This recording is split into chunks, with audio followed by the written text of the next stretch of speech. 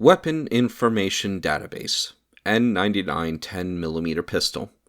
The 10mm N99 sidearm was standard issue military gear following the phase out of the N80 in 2051. The N99 was known for its ability to survive in the harshest of conditions and, in many tests, the weapon was able to reliably be restored to working condition after an extended period of time exposed to hard elements and without maintenance.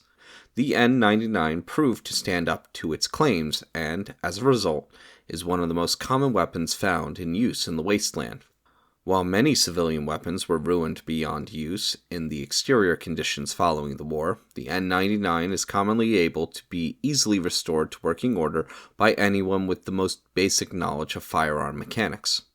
However, an N99 in poor condition can often deliver low target and armor penetration, frequent jamming, and greatly reduced accuracy. Fortunately, the weapon was produced in great numbers and units are available for replacement parts. R91 5.56mm Assault Rifle. The R series of the combat assault rifles was used reliably following the discontinuation of the M series in the early 21st century. The R series, produced by civilian manufacturer Stent Security Solutions, was made in many models and variations. The variation most common to the DC wasteland is the R91 Full Auto Urban Assault Rifle.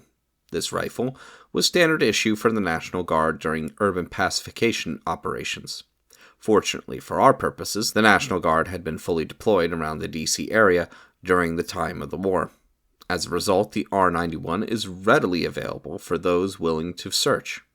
Although nearly 2 centuries of scavenging has reduced the number of working units, the R91 remains a favorite of slavers and raiders.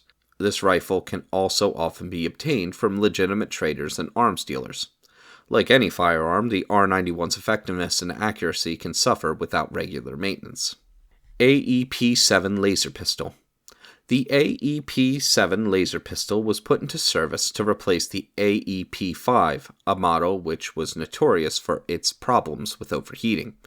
The AEP-7 features a new design in the photonic focusing chamber as well as an entirely redesigned focusing crystal pattern.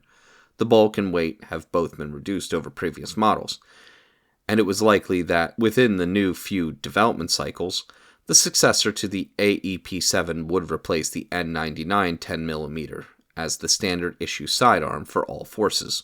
The AEP-7 took advantage of new manufacturing techniques developed shortly before the Great War. Although many were produced, most did not make it into the field service because of logistics problems concerning their deployment during active wartime. The AEP-7 can be a rare find in the capital wasteland, and many models that are produced should be returned to the Citadel for repair and recalibrating before field deployment. AER-9 Laser Rifle.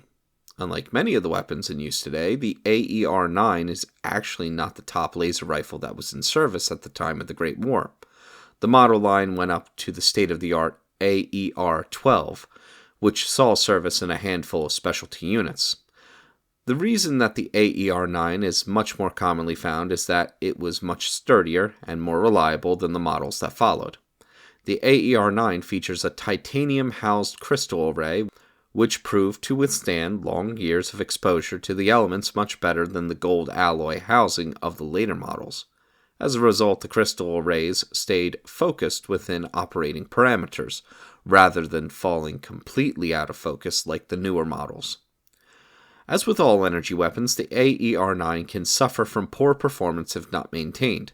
The crystal arrays and non-mechanical components are delicate and if not properly serviced can lead to a loss of beam intensity, overheating, and energy regulation failure.